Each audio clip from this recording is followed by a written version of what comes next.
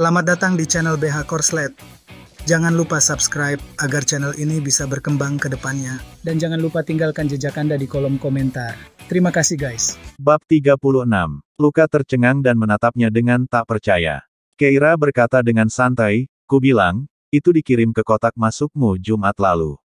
Luka menelan ludah. "Bukankah itu email kosong?" Keira bingung. Luka menyadari sesuatu dan berlari ke tempat kerjanya. Saat melihat emailnya di komputer, dia memang melihat lampirannya. Namun dia masih tidak percaya. Dia membuka lampiran itu dengan gugup. Pengembangan energi baru berbeda dengan pengkodean perangkat lunak. Mereka tidak hanya menggunakan simulator komputer, tetapi mereka juga harus masuk ke laboratorium untuk melakukan eksperimen nyata. Keira telah menyelesaikan tugas yang diberikan kepadanya Jumat lalu, jadi Luka menghabiskan sepanjang pagi di lab membantu Jalen, dan itulah sebabnya dia tidak menyadarinya. Setelah lampiran diunduh, Luka tidak sabar untuk melihatnya. Sambil membacanya, dia mendalami laporan itu. Penerapan teknologi inti agak rumit. Beberapa di antaranya membutuhkan waktu cukup lama untuk dipahami. Melihat kesunyiannya, Keira bersiap menaiki lift ke lantai 60 tempat arsip berada. Liftnya tiba, dan dia memasukinya tepat seperti yang dilakukan sekelompok anggota lainnya. Departemen R&D dan laboratorium terletak di lantai yang berbeda di menara, dan masing-masing memiliki tugas sendiri untuk dilakukan. Berbunyi. Alarm lift berbunyi, yang menunjukkan lift kelebihan muatan. Seseorang berkata, "Keira, sebaiknya kamu turun." Nada bicara mereka diwarnai dengan ketidaksenangan. Keira terkejut dan mengangkat kepalanya, "Aku bukan orang terakhir yang naik." Orang itu mengejek. "Meskipun begitu, pekerjaan itu siapa cepat dia dapat. Kami sedang terburu-buru, dan kamu sangat malas. Kalau kamu tidak sibuk, kenapa kamu tidak pulang duluan?" Yang lainnya segera menyetujuinya. "Tepat sekali. Kamu tidak perlu bekerja, kamu hanya akan membaca buku. Cepatlah pergi. Jangan buang-buang waktu kami. Pimpinan tim kami masih menunggu kami. Apakah Anda akan bertanggung jawab jika kami terlambat?" Keira mengerutkan kening, mendeteksi permusuhan kelompok itu. Meskipun dia tidak begitu mengerti apa yang sedang terjadi, dia menarik napas dalam-dalam dan keluar dari lift. Dia tidak perlu berdebat tentang hal seperti itu. Sebagai seorang peneliti, dia memahami kekesalan ketika suatu masalah tidak dapat diselesaikan dengan segera. Selain itu, total ada 8 lift. Itu hanya masalah membuang-buang waktu saja.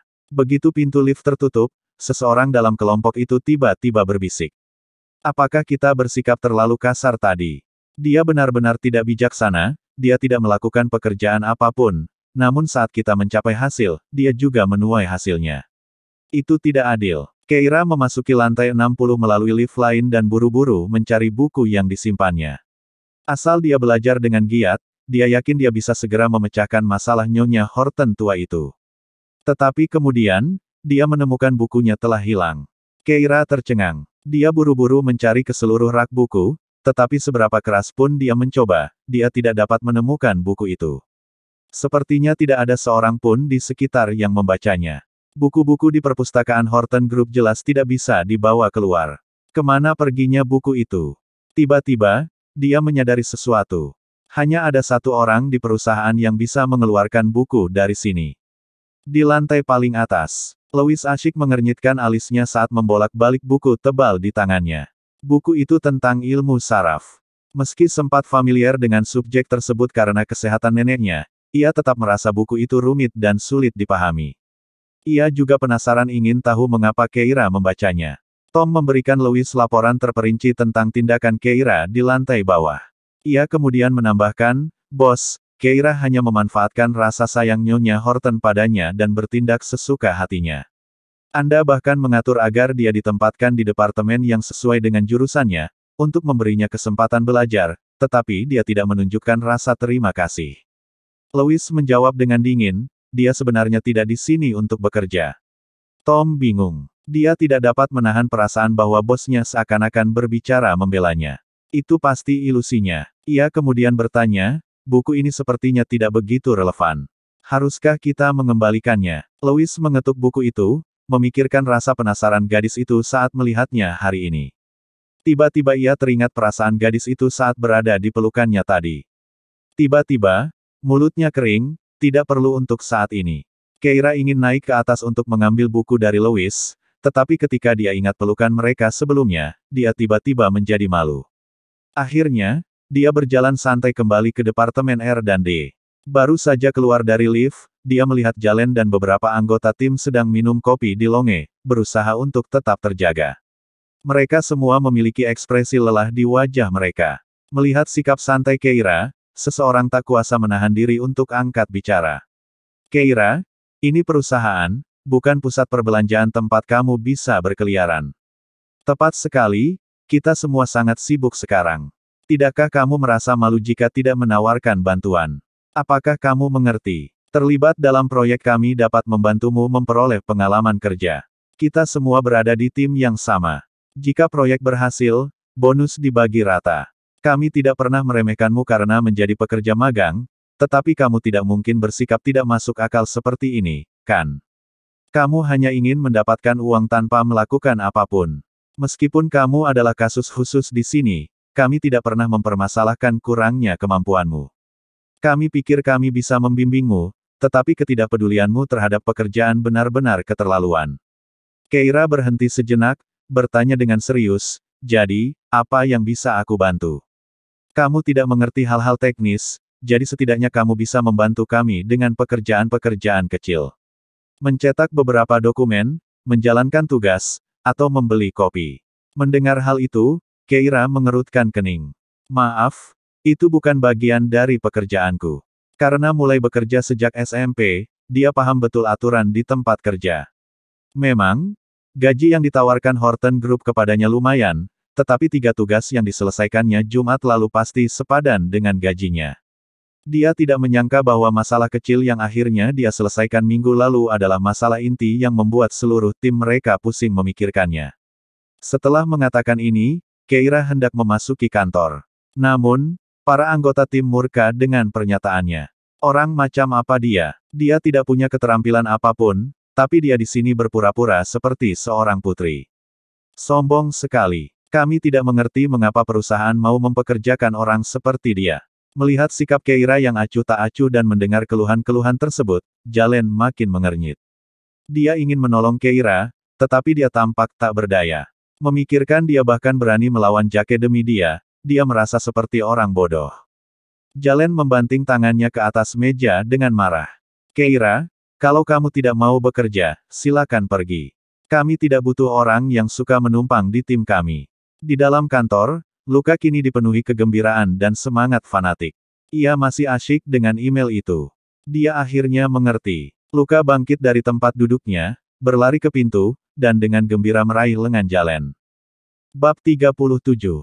Sudah terpecahkan. Benar-benar sudah terpecahkan. Luka berteriak kegirangan, dia benar-benar menyelesaikannya. Jalen sedikit terkejut dan mengerutkan kening.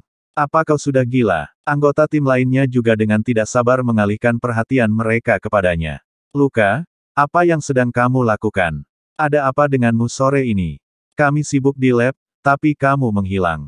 Apa yang kamu pecahkan? Apakah kamu sudah memecahkan masalah inti kita? Begitu kata-kata itu keluar, Luka langsung mengangguk. Ya, masalahnya sudah terpecahkan. Dia menyeret Jalen ke tempat kerjanya dan menunjuk ke komputer. Jalen, lihat, kita tidak dapat menyelesaikannya karena kita bias. Itu bisa dilakukan seperti ini. Dia menjelaskan secara kasar alur penyelesaian yang baru saja dipahaminya. Setelah dia selesai, seluruh tim terkejut. Jadi bisa dilakukan seperti ini. Luka, kamu hebat sekali. Jalen tidak perlu mengundurkan diri. Saat semua orang terkagum-kagum, Jalen yang tengah menatap komputer, tiba-tiba menyadari bahwa email itu dikirim oleh Keira. Dia sedikit terkejut dan menatap Luka dengan heran. Solusi ini dari Keira. Dia memberikannya kepadaku Jumat lalu, tetapi aku tidak memeriksanya karena saat itu sudah akhir hari kerja. Mendengar perkataan Luka, semua anggota tim menatap Keira dengan tidak percaya. Bagaimana ini bisa terjadi? Mereka telah bergulat dengan masalah ini selama sebulan, apakah masalah ini benar-benar dipecahkan oleh wanita muda yang berdiri di hadapan mereka? Jumat lalu, dia baru saja memulai pekerjaannya. Keira berdiri di sana dengan tenang, memancarkan aura santai dan acuh tak acuh. Keheranan tampak muncul dari matanya, dan dia bertanya dengan acuh tak acuh, Jadi, ini masalah yang selama ini kalian hadapi. Semua orang tercengang. Mengapa mereka merasa seolah-olah kata-kata, hanya itu, tertulis di seluruh wajahnya. Semua orang menelan ludah, masih merasa sulit untuk percaya. Bukankah kamu hanya seorang mahasiswa? Mendengar kata-kata itu, Keira berkata dengan serius, kemampuan tidak ditentukan oleh kualifikasi pendidikan. Semua orang sadar sejenak. Setelah hening sejenak, seseorang berbicara, saya minta maaf karena memperlakukan Anda seperti itu di lift. Maaf. Seharusnya aku tidak mengatakan bahwa kamu mendapatkan penghasilan tanpa bekerja. Kamu sendiri yang melakukan apa yang tidak dapat dilakukan oleh seluruh tim kami. Aku bilang kamu harus belajar dariku, tapi aku terlalu melebih-lebihkan diriku sendiri. Kamu tidak akan belajar apapun dari kami dengan kemampuanmu. Kami telah meremehkanmu. Semua orang di sini adalah peneliti yang berpikiran sederhana. Keira tahu dengan jelas bahwa orang-orang ini memperlakukannya seperti itu hanya karena frustrasi. Dia berkata dengan ringan, tidak apa-apa. Jalen perlahan berjalan ke arahnya, masih tampak sombong. Sambil mengatupkan rahangnya, ia mengulurkan tangannya ke arahnya. Selamat datang di tim. Awalnya, dia dipaksa masuk ke dalam tim karena koneksinya, tetapi sekarang, dia telah menyadari kemampuannya. Tepuk, tepuk, tepuk. Tiba-tiba terdengar tepuk tangan di pintu. Semua orang menoleh untuk melihat Direktur Departemen Penelitian dan Jake yang berwajah muram masuk. Direktur Departemen Penelitian berkata, anak muda zaman sekarang tidak boleh diremehkan. Saya tidak menyangka kemampuan profesional Nona Olsen begitu hebat. Jake menatap Keira, matanya penuh dengan emosi yang rumit. Dia tentu tahu tentang bakat Keira di bidang akademis. Kecintaannya padanya selama bertahun-tahun tidak sepenuhnya karena penampilannya, tetapi dia tidak menyangka Keira mampu memecahkan masalah teknis inti tim. Bakat seperti itu pasti akan melambung tinggi jika diberi kesempatan untuk melanjutkan studinya. Prestasinya di masa depan mungkin tidak kalah dengan Dr. South. Namun itu terjadi di masa depan. Dalam jangka pendek, Dr. South berada di luar jangkauannya. Jake mengepalkan tangannya, tatapannya perlahan berubah penuh tekad. Dia sangat perlu mengendalikan Departemen Penelitian dan mengonsolidasikan posisinya di Horton Group. Dia tidak punya waktu untuk menunggu pertumbuhannya. Lagi pula, dia adalah anak haram. Dia tidak mungkin menikahinya, mengingat status dan kemampuannya. Sambil menahan keraguannya, dia menatap Jalen dengan tatapan sinis. Sebenarnya aku sedang mempertimbangkan untuk membiarkan Dr. South membantumu jika kau tidak dapat menyelesaikan tugas tepat waktu.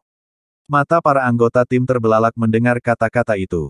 Ya ampun, Dr. South. Mendapatkan bimbingan dari Dr. South atau bekerja dengannya akan menjadi impian utama saya. Jika saya bisa bertemu Dr. South, saya lebih suka tetap melajang seumur hidup. Mendengarkan reaksi orang banyak, Jalen menjawab dengan wajah tegas, kami tidak akan mengganggu Dr. South dengan masalah sepele seperti itu. Namun, Jake berkata, Dr. South pada dasarnya adalah dukungan teknis kami. Sudah sepantasnya dia membantu. Keira sedikit mengernyit saat mendengar ini. Dia jelas-jelas menolak Isla. Bagaimana dia bisa menjadi dukungan teknis untuk Horton Group? Melihat sikap Jake yang percaya diri, Isla pasti berbohong lagi. Jake menyipitkan matanya dan melanjutkan.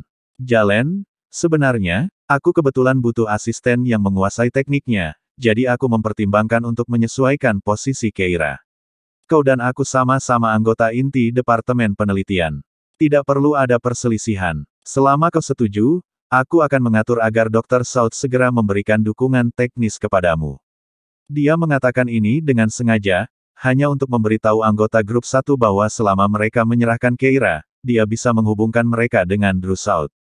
Ketertarikan Dr. South terhadap para peneliti ini terlalu besar. Anggota kelompok 1 tentu akan menentang keputusan Jalen. Wajah Keira juga menjadi gelap, merasa sangat kesal dengan Jake. Dia melihat ke arah anggota staf di tim dan melihat wajah mereka berubah. Mereka memahami implikasinya. Semua orang saling bertukar pandang, semua dengan ekspresi ragu-ragu di wajah mereka. Mata Keira meredup. Dia baru mulai bekerja beberapa hari yang lalu. Meskipun anggota tim bersikap baik padanya minggu lalu, mereka baru mengenalnya selama 1,5 hari. Jake memperhatikan ekspresi anggota tim 1, tahu bahwa rencananya untuk memicu perselisihan berhasil. Karena itu, ia melanjutkan. Jalen, apakah kau setuju untuk membiarkannya pergi sekarang? Bahkan, Membiarkan Keira mengikutiku akan lebih baik untuk masa depannya. Jalen meringis dan menjawab dengan tegas, tidak. Keira berkedip, sedikit terkejut. Jake terkekeh. Perusahaan kami selalu sangat demokratis. Anda tidak bisa menjadi satu-satunya yang memutuskan masalah tim. Jika Anda tidak melepaskannya, apakah anggota lain setuju? Apakah tim benar-benar tidak membutuhkan Dr. South? Setelah dia mengatakan ini, semua orang di tim langsung terdiam. Jalen berdiri tegak, menatap marah ke arah anggota tim. Keira tiba-tiba tertawa. Awalnya dia tidak ingin mengungkapkan identitasnya untuk menghindari pelecehan, tetapi sekarang dia juga tidak ingin menjalani ujian kemanusiaan yang tidak perlu.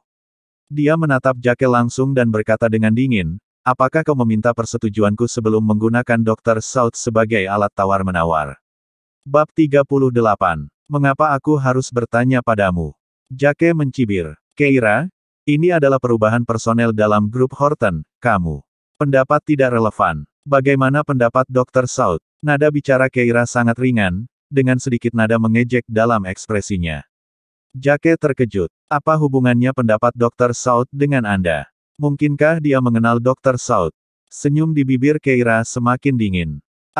Sebelum dia bisa mengucapkan kata-kata, Dr. South, luka tiba-tiba melangkah maju. Menghalangi jalannya. Akan kuikuti instruksi Jalen. Pupil mata Keira mengecil karena terkejut saat dia melihat luka. Anggota tim lainnya juga tertawa dan ikut berkomentar. Ya, kami akan mengikuti instruksi Jalen. Keira menatap anggota tim dengan tidak percaya. Baru setengah jam yang lalu, mereka menyerangnya karena tidak bekerja secara efektif. Tapi sekarang, mereka dengan tegas berdiri di sisinya. Jake bukan hanya seorang wakil kepala Departemen R&D, tetapi ia juga cucu sah keluarga Horton. Setelah kekuasaannya menjadi tak terkalahkan, bagaimana mungkin orang-orang yang telah membuatnya marah, terus bekerja di Horton Group? Namun mereka sama sekali tidak mempertimbangkan hal ini. Tenggorokan Keira tercekat, dan ada senyum di matanya. Wajah Jake semakin jelek. Dia menahan amarahnya dan mencibir. Sepertinya tekanan R&D pada kalian semua tidak sebesar yang kukira, oleh karena itu tidak perlu bantuan Dr. South. Kalau begitu, kukira tugas akhir proyek ini tidak akan menjadi tantangan besar bagi kalian semua. Sudahkah solusinya dikirimkan? Akhir hari Jumat ini, keseluruhan alur waktu proyek dibagi menjadi 2 bagian, dengan tim 1 dan 2 bertanggung jawab masing-masing untuk 1 bagian. Tantangan terbesar proyek ini adalah mengintegrasikan kedua bagian ini dengan sempurna. Menyerahkan tugas ini ke grup 1 bukanlah masalah. Jalen tentu bisa menyelesaikan masalah tersebut dalam beberapa bulan. Namun, Jake hanya memberi mereka waktu seminggu. Jalen protes dengan marah, ini benar-benar tidak masuk akal. Jake hanya membalas, jika Dr. South yang melakukannya, masalah itu akan selesai dalam 3 hari. Anda tidak memerlukan bantuan Dr. South karena Anda pikir Anda hebat, bukan? Seminggu sudah lebih dari cukup. Setelah mengucapkan kata-kata itu, dia berbalik dan pergi. Mata Keira sedikit gelap. Dia mengikutinya keluar dari kantor dan berkata, bagaimana kalau kita bicara? Jake menyipitkan matanya, dan keduanya berjalan ke koridor luar. Keira menatapnya. Mau bertaruh. Tawaran yang tiba-tiba itu membuat Jake merasa bingung. Dia teringat tahun terakhirnya di kuliah ketika dia juga menggunakan metode ini untuk mendekatinya. Dia berkata kepadanya, Keira, apakah kamu berani bertaruh? Mari kita lihat siapa yang menyelesaikan tesis kelulusannya terlebih dahulu. Siapa yang kalah harus mengabulkan permintaan pemenang. Dia menatapnya dengan cara yang menunjukkan bahwa dia menganggapnya kekanak-kanakan, tetapi dia akhirnya mengangguk setuju. Dia telah begadang beberapa malam berturut-turut untuk menyelesaikan tesisnya dengan sukses. Ketika dia pergi menemuinya, dia mengusulkan untuk memberinya sesuatu sebagai hadiah di upacara wisuda, yang mana tidak boleh ditolaknya. Namun pada akhirnya, hadiah itu tidak pernah diberikan. Dia adalah anak haram. Hal ini membuat pengejarannya selama 4 tahun tampak menyedihkan. Ekspresi Jake berangsur-angsur berubah menghina saat dia menatap Keira. Kenapa aku harus bertaruh denganmu? Keira menggodanya. Apa kau takut kalah dariku lagi? Jake terkejut. Lagi. Keira mengeluarkan ponselnya, membuka emailnya dan menyerahkannya padanya. Aku menang terakhir kali. Waktu. Jake melihat waktu email di ponselnya, hanya untuk mengetahui bahwa dia menyerahkan tesisnya sehari setelah mereka bertaruh. Dia menyipitkan matanya. Baru pada saat itulah dia menyadari bahwa dia belum pernah bisa mengejar kecepatannya. Ego laki-lakinya tidak dapat menghentikannya untuk bertanya, apa taruhannya? Keira berkata perlahan, jika kelompok satu dapat menyerahkan solusinya sebelum akhir hari Jumat ini, dan Dr. South belum memberimu solusi, maka kamu tidak akan pernah mengganggu pekerjaan kelompok satu lagi. Dia tidak akan tinggal di sini untuk waktu yang lama, jadi dia ingin membantu rekan-rekannya di grup satu menyelesaikan kekhawatiran mereka di masa mendatang. Jake mencibir, jika kalian tidak menyerahkannya, tetapi Dr. South memberiku solusi, kalian harus mengikuti perintahku mulai sekarang. Kesepakatan. Jake melihat sikapnya yang tegas dan tidak dapat menahan diri untuk bertanya, Keira, aku tahu kamu hebat di bidangmu, tapi apa yang membuatmu berpikir kamu bisa mengalahkan Dr. South? Keira mencibir, apakah kamu benar-benar berpikir bahwa Dr. South akan membantumu memecahkan masalah itu? Apakah dia berjanji kepadamu secara langsung bahwa dia akan menjadi pendukung teknis untuk Horton Group? Jake tercengang. Keira tidak memperhatikannya lagi, dia kembali ke grup satu di Departemen R dan D, hanya mendapati semua orang mendesah. Ketika mereka melihatnya, mereka segera bertukar pandang dan sengaja mulai berkomentar. Hei, bertemu Dr. South tidak begitu menarik, dia dewa yang agung dan perkasa. Bahkan jika kita bertemu dengannya sekali, kita tidak akan langsung tercerahkan. Ya, kalau aku ketemu dia sekali, IQ-ku akan naik jadi 250. Keira, jangan khawatir, proyek ini sangat menantang. Bahkan jika kita tidak dapat menyelesaikannya, apa yang dapat Jake lakukan untuk kita? Bahkan Jalen terbatuk keras dan berteriak. Cukup, tidakkah kau lihat bahwa pekerjaan baru telah diberikan? Apa yang kalian gosipkan di sini? Ayo bekerja, temui aku di ruang konferensi. Kita akan membagi tugas lagi. Yang akan datang. Keira memperhatikan saat semua orang bergegas memasuki ruang konferensi, lalu dengan santai berjalan masuk mengikuti mereka. Jalen tampaknya menunggunya. Baru setelah dia masuk, dia mulai membagikan tugas. Pada akhir hari, Keira mengira semua orang perlu bekerja lembur, tetapi yang mengejutkan, semua orang mengemasi barang-barang mereka dan pergi. Keira, dengan laptop di tangannya, menuju tempat parkir bawah tanah. Dia tidak menyadari bahwa setelah dia pergi, semua rekannya dari grup satu yang telah pergi kembali bekerja lembur. Di tempat parkir bawah tanah, di dalam Bentley. Tom bertanya, Bos, kita berangkat ya? Tidak perlu terburu-buru. Louis berkata ringan, masih memegang buku tebal di tangannya. Tom baru saja hendak bertanya siapa yang dia tunggu ketika dia melihat Keira mendekat dan masuk ke dalam mobil. Baru kemudian Louis mendongak. Ayo pergi. Tom tercengang. Apakah Louis menunggu Nona Olsen pergi bersama? Mobil itu melaju mulus di jalan. Keira menatap Louis dan melirik buku di tangannya, berniat meminjamnya untuk referensi. Namun, mengingat pekerjaannya, ia memutuskan untuk menunggu dan meminjamnya 3 hari kemudian. Mereka berdua tidak mengatakan apa-apa dalam perjalanan pulang dan segera kembali ke rumah sakit. Tepat saat mereka mencapai area bangsal VIP di lantai 3, mereka mendengar suara keras Poppy, Nyonya Horton, saya datang khusus untuk menemui Anda, senang sekali. Nyonya Horton yang sudah tua menghalangi jalan masuk bangsal, sambil melotot ke arah Poppy. Keluar, kalau kamu tidak pergi, aku akan menyuruh seseorang menghajarmu. Poppy memaksakan senyum, memainkan peran sebagai seorang penawar. Saya Ibu Keira. Anda sangat mencintai Keira, bukan? Anda tidak seharusnya memperlakukan saya seperti ini demi dia, Anda bukan ibunya. Nyonya Horton tua bersikeras. Nyonya Olsen adalah ibunya. Mendengar pernyataan itu, Poppy berkeringat dingin dan membalas, Baba bagaimana kamu tahu?